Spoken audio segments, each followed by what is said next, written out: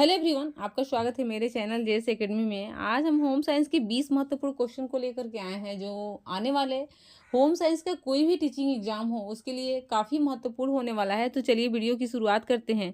आज का जो पहला क्वेश्चन है, थायराइड ग्रंथि का निर्माण होता है।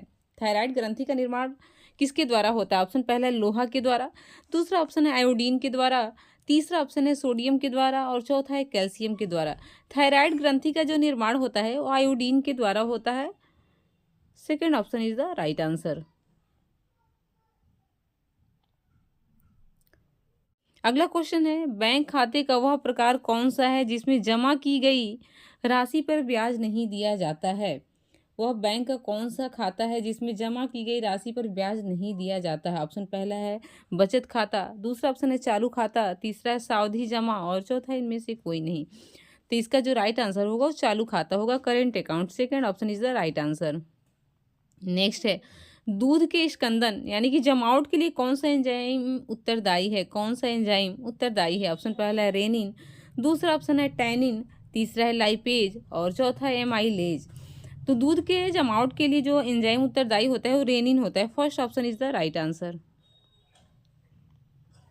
नेक्स्ट है, इंसुलिन का स्रावण होता है। इंसुलिन का स्रावण कहाँ होता है? ऑप्शन पहला है यकृत द्वारा, दूसरा है जठर द्वारा, तीसरा है अग्नाशय द्वारा और चौथा इनमें से कोई नहीं।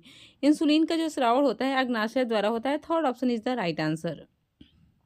नेक्स्ट है, संख्या में गृह विज्ञान के कितने क्षेत्र हैं? संख्या में गृह विज्ञान के कितने क्षेत्र हैं? ऑप्शन पहला है 2 क्षेत्र हैं, दूसरा है 3 क्षेत्र, तीसरा ऑप्शन है 5 क्षेत्र और चौथा ऑप्शन है 4 क्षेत्र। इसका जो राइट आंसर है, संख्या में गृह विज्ञान का जो क्षेत्र है वो 5 क्षेत्र है।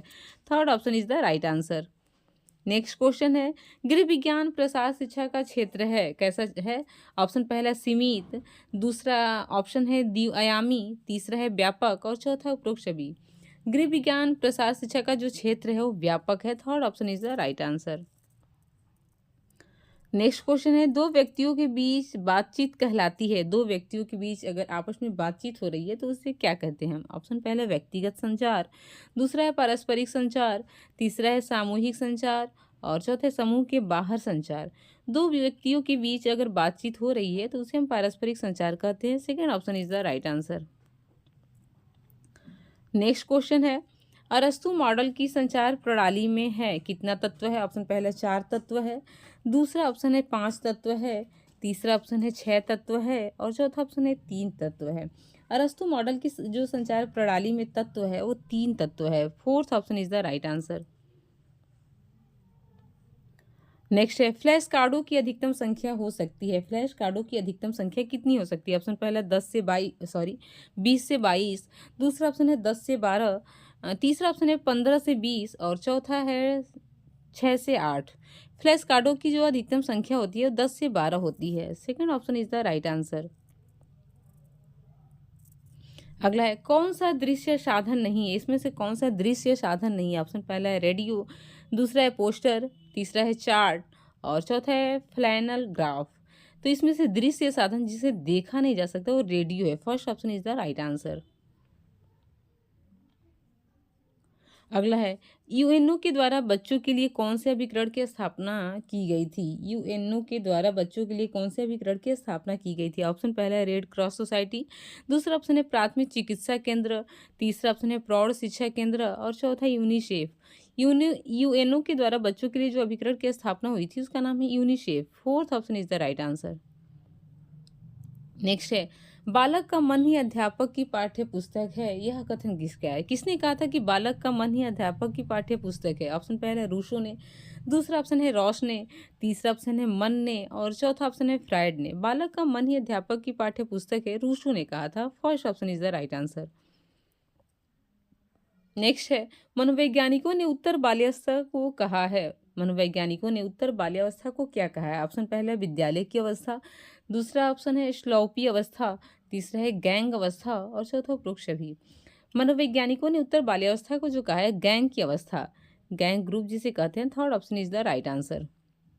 नेक्स्ट है, सेंसरी मोटर की अवस्था है। सेंसरी मोटर की अवस्था कितने साल से कितने साल के बच्चों को कहते हैं? ऑप्शन पहला है 0 से 3 साल, दूसरा ऑप्शन है 0 से 1 साल, तीसरा ऑप्शन है 0 से 2 साल और चौथा है इनमें से कोई नहीं। सेंसिटिव मोटर की जो अवस्था होती है 0 से 2 साल होती है। Third option is the right answer. अगला क्वेश्चन है फैलोपियन नली भी कहलाती है। फैलोपियन नली भी क्या कहलाती है? ऑप्शन पहला है गर्भाशय, दूसरा ऑप्शन है अंड नली, और तीसरा है एम्प्यूली और चौथा इनमें से कोई नहीं। फैलोपियन नली जो कहलाती है अंड नली को कहते हैं। Second option is the right answer. अगला है सामान्यतः नवजात शिशु कितने घंटे की नींद लेता है? सामान्यतः जो नवजात शिशु होता है वो कितने घंटे का नींद लेता है? ऑप्शन पहला है 13 घंटा, दूसरा है 7 घंटा, तीसरा है 20 घंटा और चौथा है 4 घंटा। सामान्यतः जो नवजात शिशु होता है वो नींद लेता है 20 घंटा। नवजात शिशु स्टार्टिंग में। Third option is the right answer. Next है अंडोत्सर्जन की प्रक्रिया है। ऑप्शन पहला है अंडा बनाना, दूसरा ऑप्शन है अंडे की वृद्धि, तीसरा है अंडे का निष्कासन और चौथा है उपरोक्त सभी। तो इसका जो राइट आंसर है अंडोत्सर्जन की प्रक्रिया है अंडे का निष्कासन। Third option is the right answer.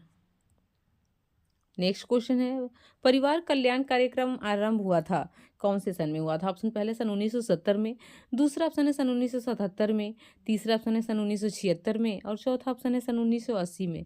परिवार कल्याण कार्यक्रम जो हुआ था आरंभ, second option is the right answer, 1977 में हुआ था। नेक्स्ट क्वेश्चन है मानव की ज्ञान अभिवृत्तियां कहलाती हैं। जो मानव की ज्ञान और अभिवृत्तियां हैं वो क्या कहलाती हैं? ऑप्शन पहला है मानवीय साधन, दूसरा अमानवीय साधन, तीसरा है दोनों और चौथा है दोनों में से कोई नहीं। मानव की ज्ञान तथा अभिवृत्तियां जो हैं वो मानवीय साधन कहलाती हैं। First option is the right answer. अगला तथा लास्ट क्वेश्चन है 8वें हफ्ते से जन्म तक भ्रूण कहलाता है। 8वें हफ्ते से लेकर के और जन्म तक जो भ्रूण होता है वो क्या कहलाता है? ऑप्शन पहला है भ्रूण, दूसरा अंड, तीसरा फीटस और चौथा है इनमें से कोई नहीं। तो इसका जो राइट आंसर है third option is the right answer. Okay, चलिए वीडियो अच्छा लगा तो इसे लाइक शेयर और अगर चैनल पे नए हैं तो सब्सक्राइब करना ना भूले। Okay, thank you.